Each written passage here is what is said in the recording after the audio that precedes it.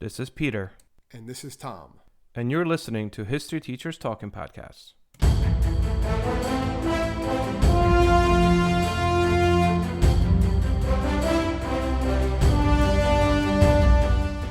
All right, this is Peter Zablocki and Thomas Reska, and welcome back to our podcast. Hello, everyone. Well, today we are going to that old saying that behind every great man is a great woman. So we will be looking at some of the interesting facts and some of the influential first ladies in American history. Yeah, I feel like ladies never get their due. So I think the way we're going to run through this today is we're going to go chronologically. However, we're not going to hit up every single first lady.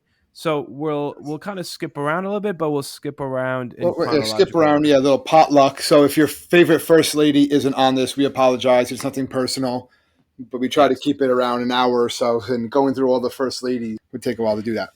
Did you know, by the way, who the first lady was? Well, you want to know the first lady or the first one to actually have the name? Is that what you're talking about? Oh, look at you! Look at this. All right, because What? the title didn't Scandals. the title didn't really come around until 1877, when Mary C. Ames wrote an article in a New York City newspaper, The Independent, describing the inauguration of Rutherford B. Hayes, and she used a term to describe his wife, Lucy Webb Hayes, and that was the first time that phrase was used, First Lady.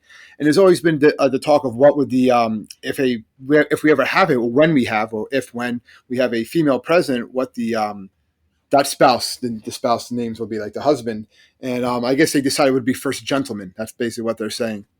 And the other one was actually Harriet Lane. So Harriet Lane Yes. Was hostess for James Buchanan. So James Buchanan was not married. The only president who was never married. Yes, and the belief is that historians now believe that was probably because he was gay. However, once he got into the White House, it was his niece, who was Harriet Lane, that kind of he referred to her As the first lady. the first lady, like my first lady. Yeah. Well, he pretty much before raised her too, because she was orphaned at the age of 11, right? Yep. So he pretty much raised her, even though he was her uncle. He was her uncle. He was also her guardian after her parents died. Yep. Yeah, so like that was, before that they were just simply known as, the wife of the president. The president's wife, yeah. And one thing I kind of noticed, Tom, I'm sure you did as well, looking through this research, is that for like the first century, it seems like the biggest thing they had, it was, she was a hostess. She was a hostess. She was a hostess. That's basically what it was, yeah. Yeah, it wasn't until organizes they organize things like ceremonies, functions, things like that. And then like late 1800s, early 1900s really is when the first lady started getting a little bit more involved. Yeah, well, obviously, we'll get to Wilson got very involved. Yes. And obviously Eleanor Roosevelt gets involved, and it kind of goes from there. Now, a lot of times what happens with the first ladies as it's evolved is that they have like their own cause. They have their own campaigns themselves that they will push for once their family comes into the White House, that they're going to push for. Like Michelle Obama had everything. I guess we're getting ahead of ourselves, right? With the healthy eating and everything like that. Yeah. Melania Trump had obesity. Had the ideas with anti-bullying and stuff like that. So they have their missions. As I start the first one. Yeah, let's start with the first one. Let's talk about Martha. Good old Martha Washington, right? So obviously she was actually the first one to be given the title lady by the press. She was called Lady Washington, right? She wasn't called the first lady. She was called Lady Washington, and she was also the first wife of a president to appear on a postage stamp. Which I thought was kind of an interesting little tidbit there with her. Well, my big one is she was not one of those that was like, oh, whoa, like, my husband's a president. No. She definitely took her job of hosting fairly seriously, right? She would hold a weekly reception for politicians and anyone that would want to mingle. And again, this is setting the standard. I'm sorry to interrupt there, but this is setting the standard. Just like Washington sets the precedent for all future presidents, Martha Washington is setting the precedent for all these future first ladies of what they're going to do. So what they're doing, what she does, everyone else is going to kind of follow. Yeah, and what's really important about, we may kind of making it sound, I guess, with regards to like, oh, well, they just kind of held parties. But what's important in this is that they would bring in people that were sometimes even political enemies. And they would kind of try to place politics aside. And it was like Martha Washington and eventually also Dolly Madison did this idea of like, well, let's bring people that maybe disagree on the congressional floor, in the Senate or House of Representatives, but at the end of the day, we all want what's best for this country, and at the end of the day, we're all people and families, and that was the kind of the goal, is to bring the politicians into the House, so that way they had some kind of friendship, so the families knew one another, so that way it would make it easier for them to compromise once they were actually passing some legislation. And that, as you said, is something that's established by Martha, and the importance of it, of just creating this community in the Capitol. On the surface, it's like, yeah, she held parties, but really, this is a huge political strategy, I guess. It's a strategy. It just shows the political process, right? Yeah. It's showing how the political socialization, how they're coming together, how they're interacting with one another, and that was a major part of it. Was how you present your family, how your spouse is presenting themselves. Also, was a major part of politics, especially early on. Yep. I mean, I don't have much for Abigail Adams. She's very famous for the fact that when John Adams was part of the Continental Congress, she was very adamant about, this is the famous saying, she wrote him a letter saying, "I desire you would remember the ladies and be more generous and favorable to them than your ancestors. Do not put such unlimited power into the hands of the husbands. Remember, all men would be tyrants if they could." And that's like a very famous quote from Abigail Adams. I remember she was referred to by a lot of because of her vast political knowledge, and she was really like sharp on her tongue. She was really like quick speaker. Like if someone said something to her, she knew how to like respond, like that verbal smackdown right back, and she had no problem doing that. So she was actually referred to as Mrs. President. That's kind of like her nickname. Like Lady Adams was like her her name given to her by the press, but other people in the political circles will call her Mrs. President because she was very well trusted advisor to John Adams. Yeah. Definitely. They everywhere I read about it, it was like they held like almost like he would make all decisions based on the conversation he had at home with Abigail. Yeah. And then I guess the next big one would be Dolly Madison. And this is a big one. Dolly Madison is a big one. Yep. So she was. I have an asterisk next to her name. So yeah, go ahead. What do you got? An asterisk. Wow, that's fancy. Well, no, that's what I'm saying. She's like the big one. She's a big one. Yes. Well, she's the only first lady to be given an honorary seat on the floor of Congress. Right. Mm-hmm. She was the first American to respond to a telegraph message sent by inventor Samuel Morse. So that was big. But she's also like very, very adored socialite, right? She was known, this is true, like to make ice cream a regular feature at the White House dinner. So you're talking about Martha Washington with White House dinners. Dolly Madison was actually serving ice cream to people. At the end, that was like the dessert she would always serve. And then you do have Dolly Madison ice cream today, right? They still make that, I believe? Or yeah, but you heard what her favorite ice cream flavor was, right? Yeah, it was like a weird one, right? It was oyster. They had oyster ice cream. Well, to each their own. I guess. I mean, again, it's early 1800s. It's not quite. What's that one that's pretty good I've been eating lately? That Netflix and Chill. It's pretty good. Are you serious? There's actually one called Netflix and Chill, yeah. All right, so my wife, a couple of years ago, she thought she was trying to send me a message. She got me Ben & Jerry's ice cream that was called Chubby Hubby. And, cool. And like I opened it, I looked at it, and then joke was on her, actually, because you know what? It was awesome. I devoured that entire pint. Yeah, they're hard not to eat, the whole thing. Yeah, she's like, that wasn't the point. I'm especially Friday nights watching WandaVision. I'm just like, all right, I'm eating this whole thing. I don't even care. Oh, but yeah. So Dolly Madison and her ice cream parties, she, again, big into desserts, but she's the one that perfected this idea of like winning over her husband, James Madison's like enemies. Whenever he had any enemies politically, she would invite the families over to the White House. Like, come for some dessert, we'll have some cookies. And it was really her that kind of established this, this is the entrance into what becomes known historically as the era of good feelings. But like she established this aura of dialogue, dialogue and compromise. Because we have to understand at this time, the politics in Washington were horrible. Like they would even turn violent at that time. They were violently divided. So these gatherings really provided like one place where all these politicians could come together from different persuasions, and they could mingle peacefully. It was a big deal. Just like the old, like everyone loves ice cream. So you're eating ice cream with people. All right, you're going to see them as people, not just this, someone across the aisle. And that was one way they would bring them together. And obviously something else that Dolly Madison is famous for is saving that rare portrait, right? George Washington. Right before the British troops come and torch the White House in 1814. Yes, and it's actually still hanging in the White House. Yeah. They say they said they heard the cannons were already by the presidential mansion, and the British are coming, It's War of 1812, and Dolly, is being rushed out of there by security and the butler. Now we got to get out of here. And as she's leaving, she looks up and she sees this painting of George Washington. She's like, "All right, this has got to go with us. This we have to save this for future generations."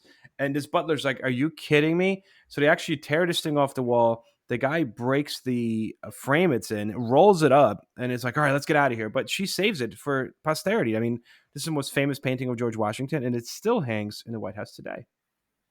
So yeah. Van Buren's wife was actually his second cousin. What's interesting about Van Buren's wife? Van Buren wrote an autobiography of himself, and he literally omitted her name from his autobiography. Yeah. Well, again, he died 18 years before she died. 18 years before he was even elected president. Yeah. So again, his daughter-in-law served as the hostess during the last 2 years of his administration. The next one that kind of pops up for me is we skipped a couple. So we're on the 11th president. Julia Tyler's John Tyler actually had a first wife, and she passed, so he remarried Julia. It was the first lady to pass away in the White House. Yep, and it was also the first president to marry while president. In the White House, yeah. Wasn't there a movie about that years ago with like Kevin Kline or something like that? It's called like The American President.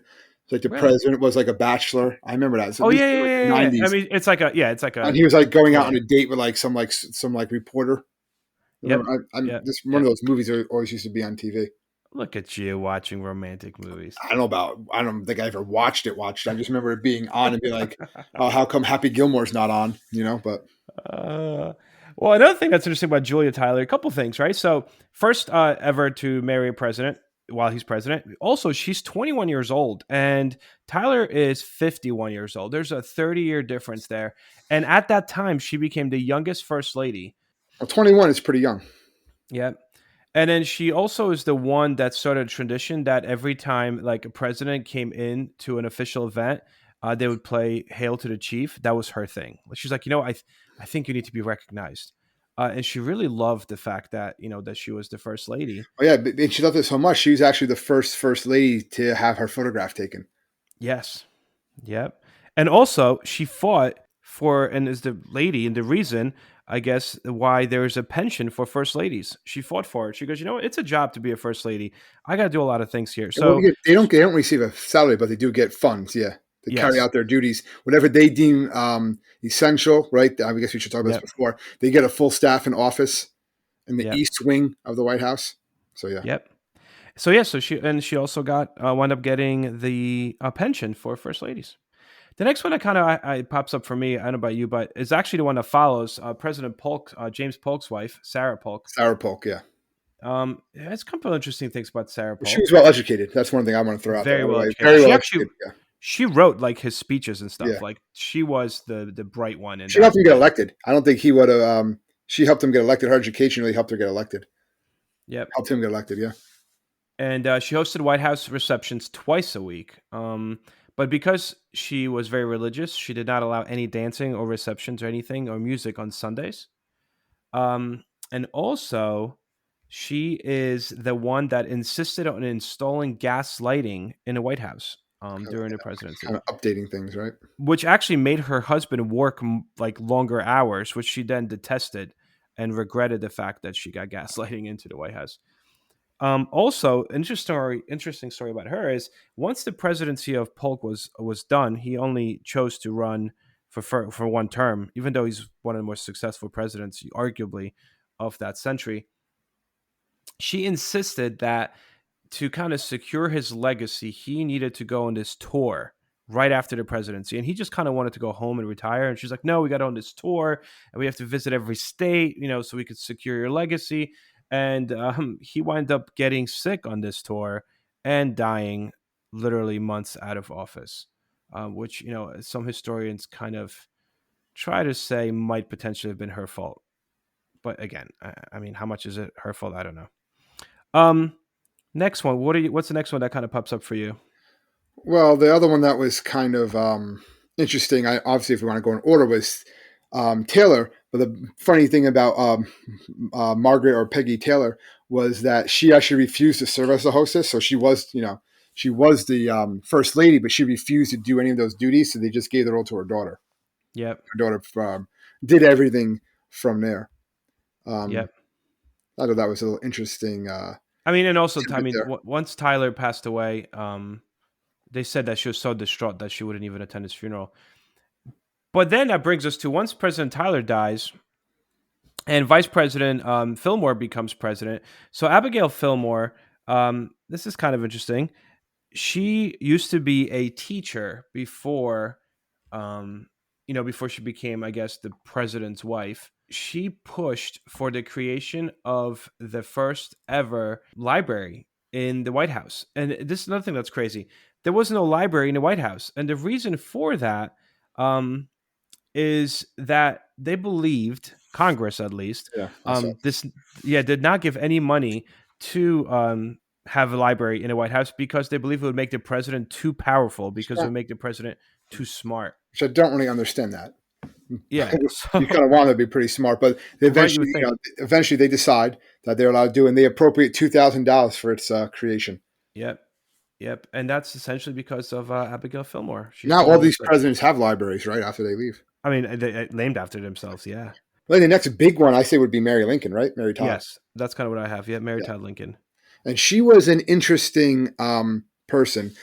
She used to hold actually seances in the White House because she did believe in the mystic aspect, right? The ghosts and everything. Remember, she had a lot of depression in her life. Yep. Lincoln would always talk about that, or would always be worried about her depression, especially with the children passing away Hmm. at early ages. Obviously, what happened with Lincoln later on. And she was also attacking the press. She was one of these first ladies. A lot of the ones previous to this point all were loved by the press. Mary Todd, not so much, because they said that she was always doing these lavish purchases during wartime. Um, and that the country is over there fighting a civil war, trying to abolish slavery later on when it becomes a moral cause of the war. And she's out there buying these lavish gifts and lavishly redecorating the White House. And really, Lincoln wanted her doing that just to keep her mind off of everything else. Because she was such like a Yeah. manic, depressed person at times. When she would actually start to, think about her life, she would just get super depressed. Because Lincoln was not around most of the time too. He's out, planning on trying to win this war. Yep. But yeah, she was definitely known as the lady that spent way above Lincoln's means. Yeah, And believe it or not, her son, I mean, this is way after the death of Lincoln, but her son actually had her committed. yeah, yeah, Um, yeah. yeah, they said that she was so unstable, he had her committed. Hey, I think my next one that I had that kind of popped up for me that I found interesting was Lucy Hayes, Rutherford B. Hayes' wife. She was the first one with a college education. She attended a female college, became the first president's wife to receive a college degree. Also, as you mentioned, right, first president's wife to be called the first lady.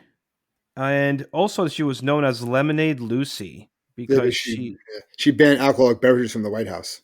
yeah, she said she And did she not want was the any alcohol. first one to ever have the Easter egg hunt, or Easter egg roll, as it was called back then, on the White Yep. House lawn. Um, Yep. Interesting. I know we skipped over one, but I just want to go back for a second to Grant. I found kind of an interesting fact about Julia Grant. First of all, she owned slaves during the Civil War, which was kind of okay, right? Not okay. Well, But that act interesting because that just came up in the news. yeah, yeah. Because a lot of people are trying to say like Grant, maybe we should start, kind of attacking Grant a Well, little she had bit. money. He didn't. He was poor. Yeah. So, Yeah. but she actually, it wasn't really, I don't know if it was how much it was her family owned slaves. Yep. I don't think she actually owned them. They were in her name, but I don't think her family was wealthy. Yep. This is a time when Grant didn't really have money, and he was actually selling firewood. This was like even Yeah. after the Civil War, right? Trying to survive his family. So they didn't Yeah. actually have slaves necessarily before the Civil War, before all that stuff. Her family had slaves. That came out. But also, she's the one that Grant was supposed to accompany Lincoln to Ford's Theater, Yep. and she talks him out of it. She says, Yeah, "I have a because she hated Mary Todd. That's why. basically she didn't want to sit by Mary Todd all night Yeah. and hear her constant just like complaining about things. So she's like, I'm not going because remember that was a massive conspiracy. That's something we should really do a podcast on. Is just that conspiracy because it was more than just killing Lincoln. Yeah. And they wanted Grant was another one. They wanted that conspiracy was going after, but he wasn't there. But I thought that Yeah. was kind of interesting. We're getting into the late 1800s, and that is Francis Cleveland. Yeah, this one is. This one's interesting. So first of all, Grover Cleveland. Tom, you and I talked about this before on the phone, but if anyone wants to look into Grover Cleveland, there's some shady stuff going on with Grover Cleveland. I mean, we know for a fact he fathered a couple children with women he was not married to. So Francis basically married Grover Cleveland at the age of 21, but she had just turned 21. So she actually took the position of now being the youngest first lady in American history. But what makes this a little odd is the fact that she was actually the daughter of Grover Cleveland's best friend. And he kind of helped raise her. So he's known her because he was like 30 years older than her, if not more. He literally knew her entire life from birth and kind of helped raise her, and eventually started having an affair with her when she was like 19, 20, and then she married him at the age of 21. Yeah, she's the only one to marry in the White House and give birth in the White House. Caroline, Benjamin Harrison's wife, Caroline. I got one interesting tidbit. Well, she was the first one to have a Christmas tree in the White House. Yes. And also, she petitioned and was able to convince Johns Hopkins University to admit women. I didn't know the Christmas tree thing. That was kind of Yeah, cool. well, they're the first one. She convinced also Harrison to allow electricity to be put into the White House. Thinking about that, right? The White House didn't have electricity in it. Helen Taft. Do you have anything for Helen Taft? I got a couple good ones. Taft, yeah, she was the first lady to own and drive a car, Yes. and she actually drove her husband around in the inauguration parade. She was a huge supporter of women's suffrage, and she Yep. published her memoirs. And she was also known to smoke cigarettes. Yes. That was one Yes. of her. She was known as Nellie Taft. Was known for her smoking during this time. Also, she brought cherry trees to Washington, D.C. It was a gift from the mayor of Tokyo. So, Edith Wilson. This is a biggie. I have a star by her. Yeah. Well, Right. Edith Wilson. Obviously, that wasn't Wilson's first wife, Woodrow Wilson. Yep. His first wife, Ellen Wilson, actually, she dies actually in the White House, Yep. and then he remarries Edith Wilson, and she is actually a direct descendant of Pocahontas, believe it or not. Really? Yes, that kind of ties us into our Pocahontas podcast from a couple weeks That's ago. kind of cool. Yeah, The whole story with there's this? a lot more with her, obviously, but Yeah, but so this is the crazy part. So it is well known to historians that President Woodrow Wilson cheated on his first wife, right? And he had kind of like an open relationship, more or less, when he was still president of Princeton and eventually governor of New Jersey before he became president. And his wife, he loved his wife dearly. However, it makes you wonder how dearly did he love his wife, since he had like a steady girlfriend that his wife knew about, right? Crazy stuff. And then the wife passes away, and the girlfriend is positive that she's going to be the next Mrs. Wilson, right? But tradition stands that for 1 year after the death of your spouse, you're in mourning. You cannot date. You cannot be seen anywhere socially with a person of the opposite sex. So Wilson kind of tells his girlfriend that he's been with for like 15 years. I'm kind of in mourning now. We can't really. And she's like, "Oh, it's fine. It's fine." And then while that's happening, he meets Edith Wilson, and Wilson's girlfriend of like 15 years finds out that he's getting married to Edith Wilson because she reads about it in the papers. yeah, and But not only that, well, obviously, when Wilson has a stroke, yep. she pretty much becomes the president for the most part. The stroke left Wilson totally incapacitated, Mhm. and basically, what she would do is she would only push agendas to him that she thought were fair, that she approved of, and she took a Yep. lot of criticism for that. And a lot of people say that she was actually an acting president during this time. For months. For Yep. months, people didn't really know this, but basically, she was the one that was Making all the decisions. making all the decisions. She was saying that Wilson was signing these things, he was making a decision, that she was the only one really speaking to him, Yep. and other than the doctors. And they were like, "Wait a minute, is Wilson really making decisions, or is Edith?" And more and more is coming out over the years. It's been over 100 years, and they're saying, Yeah. like, yeah, no, it was probably Edith playing an important role in the administration, and she laid the groundwork really for this like super involved modern first lady. But also, she was probably making decisions without Wilson's knowledge, because he was so just incapacitated after the stroke.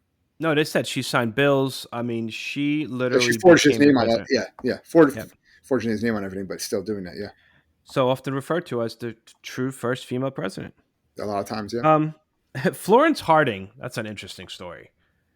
So Harding, talk about another thing. Harding also had a lot of girlfriends. right? I mean, I don't know what it is with these Well, Harding's people, but administration too, right? We had the oh my whole goodness, so full of scandal. teapot dome, right? Yeah, That's right so there. full of scandal. So Harding had tons of girlfriends before he even became president. He was actually a pretty wealthy newspaper publisher, and she was older than Harding. So she kind of met Harding, and she kind of flirted with Harding, and they got married, and then he was never faithful to her by any means. And the belief is that once the scandal came through, there's a lot of political scandal in Harding's presidency. She convinced Harding to go on this trip to Alaska. She's like, we need to get away a little bit, and you might be the first president to go visit Alaska. Let's just do this. And then he he seemed to be healthy, but all of a sudden he dies on this trip. To this day, some historians believe that Florence Harding might have had something to do with it. She was actually accused of poisoning. Yeah, poisoning him. Yeah, because of the fact that years of embarrassment for cheating on her, and also because she was trying to preserve any legacy he had before any of those political scandals actually, caught on to him. Coolidge, teacher of the deaf, Grace Coolidge. Well, she She was the pro- first one also to speak in newsreels. Coolidge. Yep, It's Coolidge. yep. Hoover was the first woman to graduate from Stanford with a Yeah, geology degree. She also spoke Chinese very fluently. That's kind of like a little like I didn't know that. That's cool. yeah, she was fluent speaker of Chinese. But again, she also kept a very low profile with everything going on with Hoover, from what I could find, with the Great Depression and everything like that. She kept a pretty low profile. I know. From what I remember reading that she actually invited Jessie DePriest, wife of an African American congressman, Oscar DePriest, to the White House for tea, and it caused this like huge uproar in Southern newspapers, and it kind of made her, she was kind of told to like step back a little bit from speaking to the press and stuff like that because she was inviting African Americans to the White House. Yeah, she did that, and she also got involved in the Boxer Rebellion, Yes, sending in like supplies and stuff like that. And then they actually in Beijing they actually reported that she died, and that people were like very upset. She didn't die. Well, she did die, but she wasn't dead when it was mistakenly reported. And she actually read her own obituary in the Beijing oh man, newspaper, and they had like saying, "No, actually, I'm still alive. nuts. I'm still here." All right, so this is where I think this is a good transition because now we're talking about first ladies are more educated, first ladies Yeah. are becoming more involved, and I don't think anyone's more involved, educated than the next one. Well, this is setting the precedent, yeah, which is Eleanor Roosevelt, right? Yep. Who, surprisingly enough, refused Secret Service protection when she was the first lady. Hmm, She didn't said, know that. I don't need it." She had a tough childhood. I just read like a biography on her not that long ago. I mean, she was called by. I mean, her parents died fairly young, but her entire family, literally to her face, called her ugly. And they would say to her, you better be nice and kind to others because you are so ugly, you're not going to get far in life. I mean, these are the things they used to say to her as a child. Just, Yeah. I mean, that's tough, horrible. But they said that she was a woman that would literally give you the shirt off her back. She was all about helping others. Well, very kind and very adventurous too. I was reading this one thing where there was a White House dinner in 1933, and it was kind of boring. So she snuck out with another guest that was there, the aviator Amelia Earhart, Mhm. and they actually commandeered an airplane by the airfield, right by the Pentagon, Hoover Field, and they spent a couple hours riding around Baltimore. And Earhart even later on promised to give Roosevelt flying lessons, but then Earhart kind of disappeared. Yeah. So, well, that's another podcast, right? Because I've heard that I've been reading a lot about how they think they can find where she was now, Earhart, and stuff like that. There's a whole I bunch mean, of technology is getting better, right? You think, but I think she's at the bottom of the ocean somewhere. something like we'll get to that if we ever decide to do it. Yeah, if we ever do a podcast. But talk about dinners. So Eleanor Roosevelt used to literally just go outside in Washington, D.C., and she used to find homeless people and bring them to dinner at the White House. And the Secret Service at first was like, come on, what are you doing? But then they finally got used to it. She would literally just grab random homeless people from the street and they would bring them to the White House and they would give them a bath and tell them, go have a nice bath. They would give them nice clothes. And they would come in and literally sit down for dinner with the president of the United States, these homeless people. And we have to remember, this is during the Great Depression. So that was like her version of like, no, you could get in here. And they said oftentimes these people would steal like the silver, from the table. Well, because it was silver. I mean, Yeah, but they didn't care. The Roosevelt didn't care. They were just it was like her way of also giving back, which I thought well, was she awesome. fought like she was a big supporter for everything that FDR did as far as the New Deal. So she really fought for all those New Deal proposals. She had her own fireside chats with radio shows, newspaper columns that like the president had. Big supporter of civil rights and rights of women. Her main Yep. belief was that education is that if people had education, they would have equal opportunities. Right? That's Yep. what she really wanted for. And though she didn't really get along with FDR, their marriage was also kind of one of these Oh, that was like a political. political marriage. Like, Yeah. yeah, because Roosevelt was FDR. He was also a serial cheater. Had numerous girlfriends and affairs. Yeah. She Yeah. was aware of it, and she was like, he does. He let him do that. I'm not worried about that because she's focusing on her own endeavors so much so that even when Roosevelt was like dying, he requested for her to like come back to Warm Springs, right where he Yep. was staying, Yep. Yep. and she said, "I'm too busy. I'm sorry."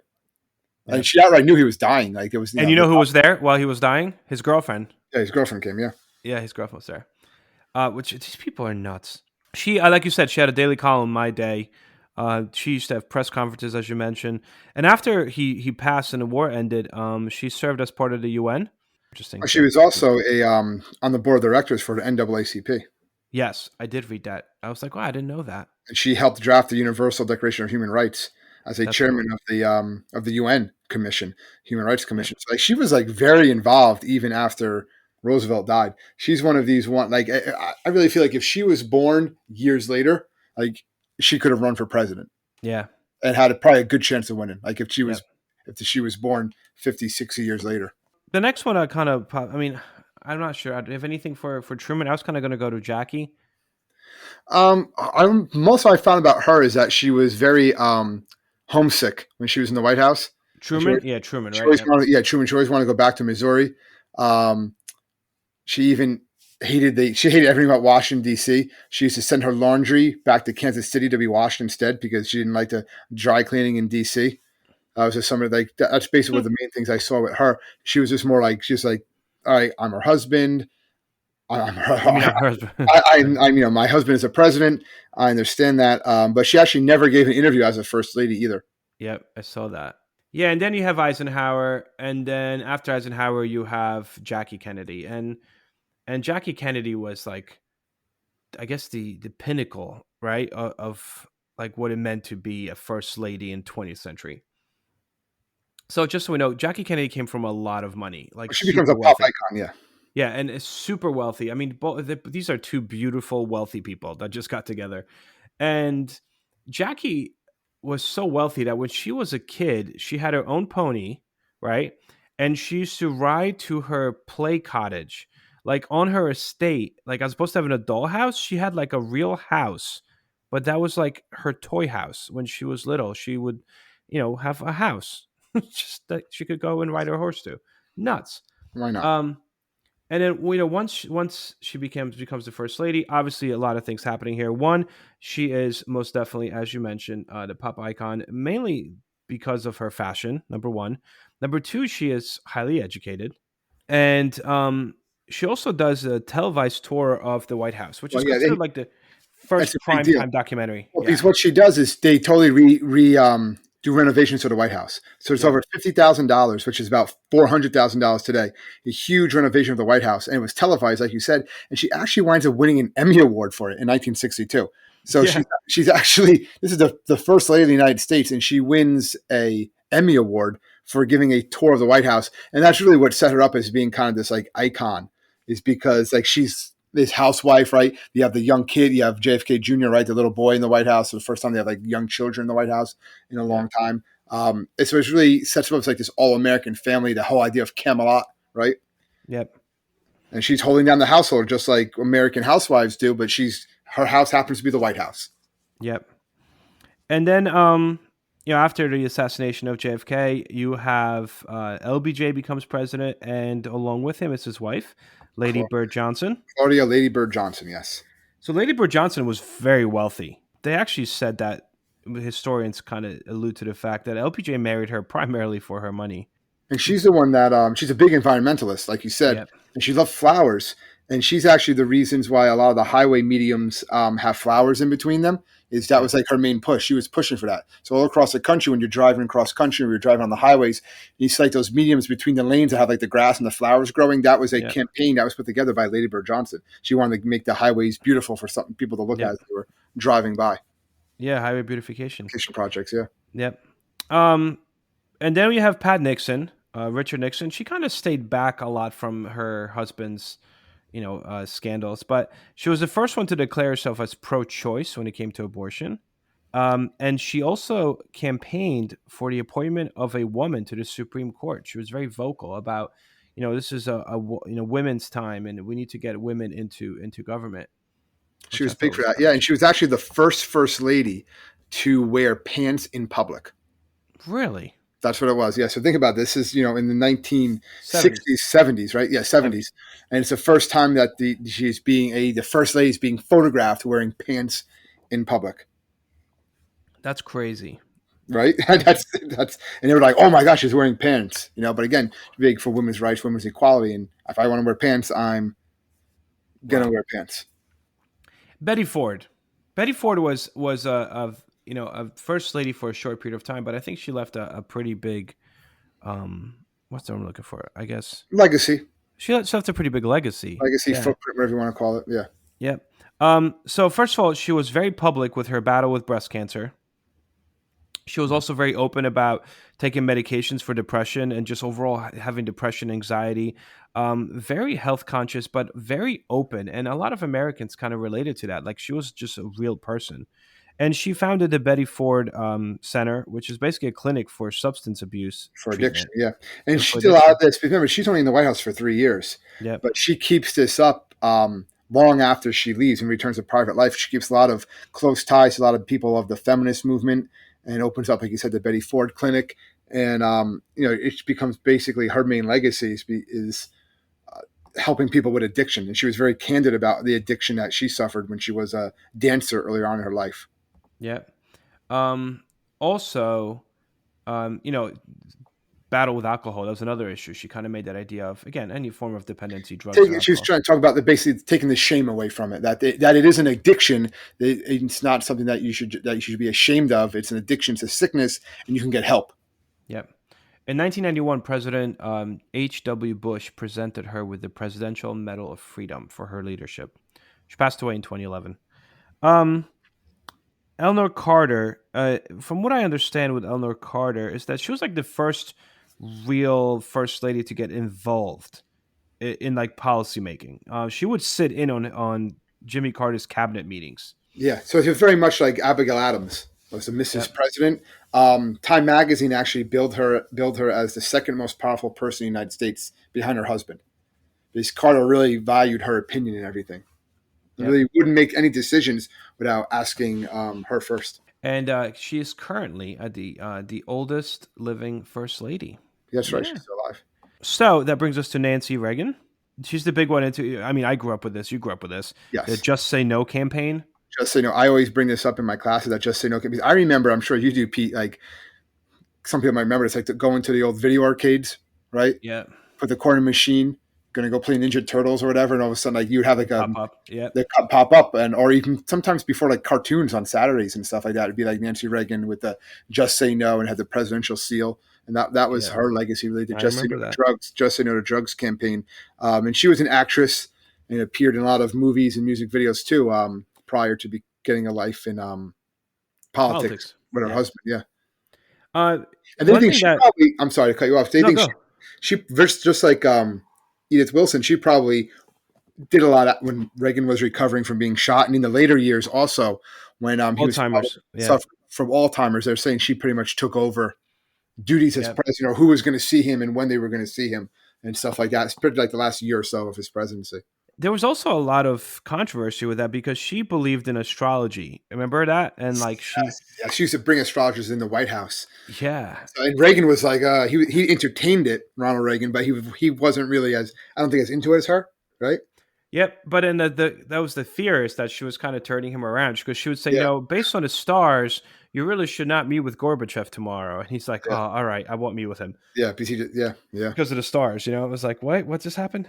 Okay, so Barbara Bush, H.W. Bush's wife, literacy foundations, very big into like literacy and any form of charities. Remember, she's actually not only the wife of a president, but also the mother of a president, also. Yep. Yep. And I thought interesting with her was that she wrote a memoir, right? Did you see that?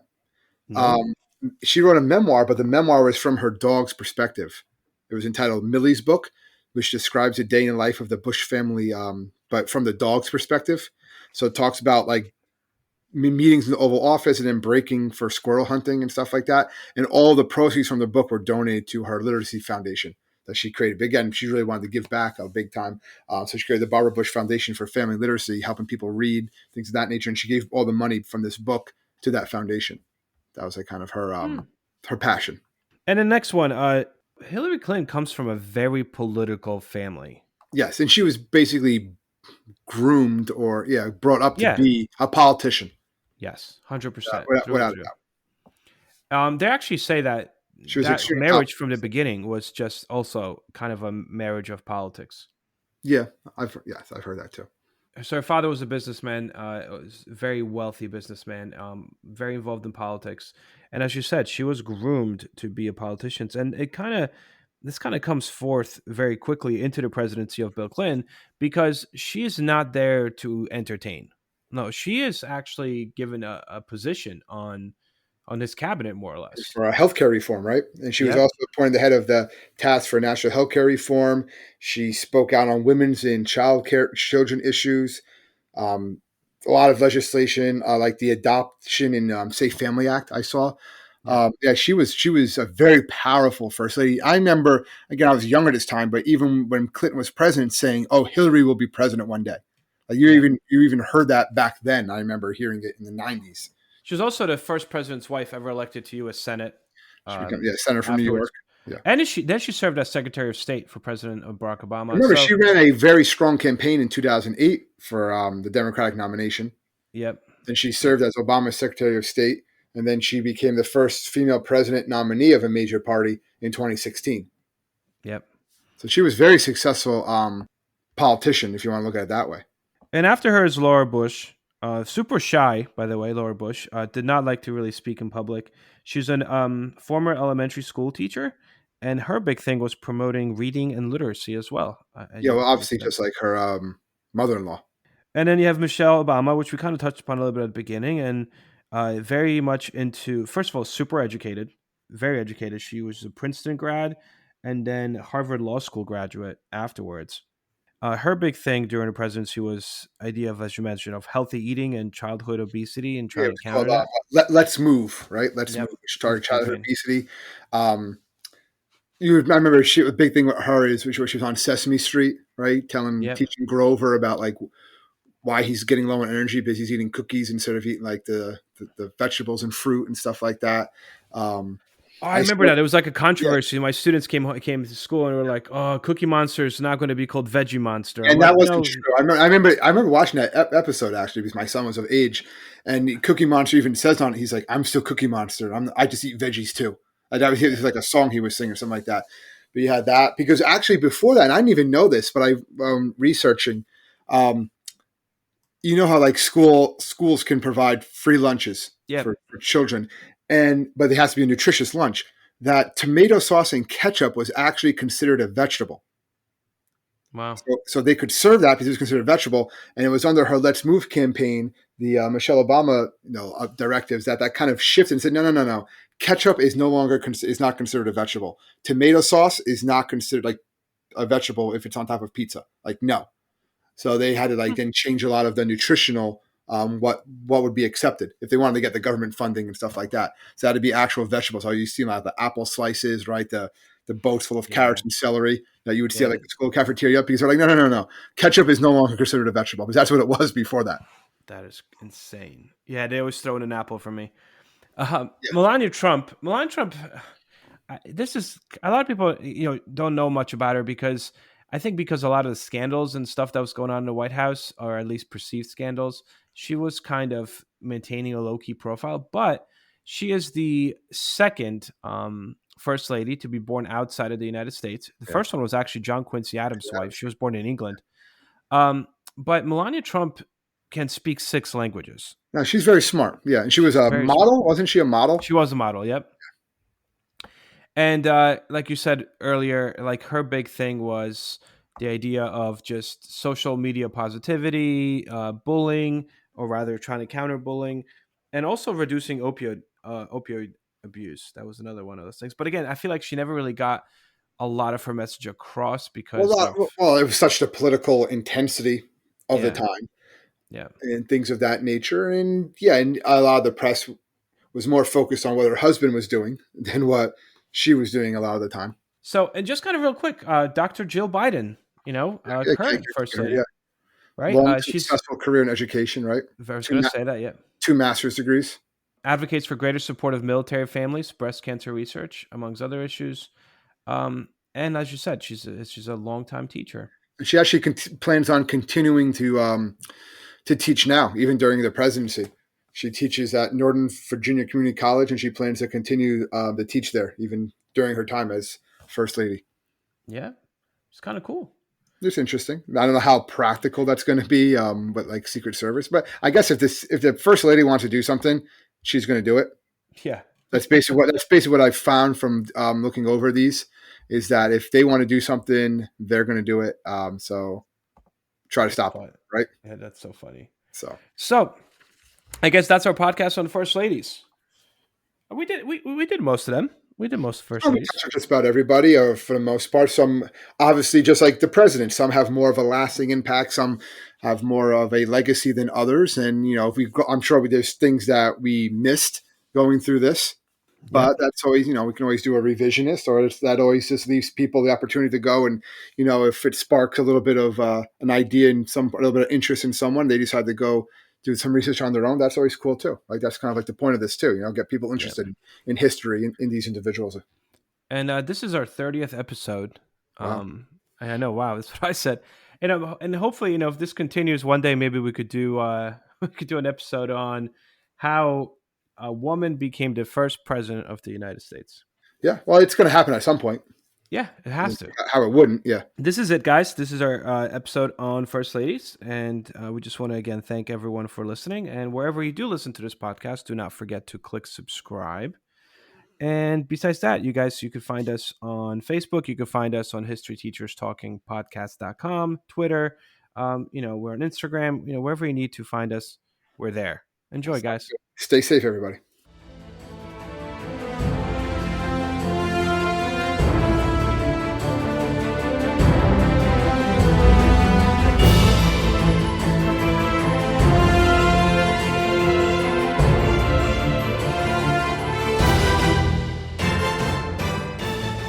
I hope everyone enjoyed our podcast, and if you would like to email us, you can do so at historyteacherspodcast@gmail.com.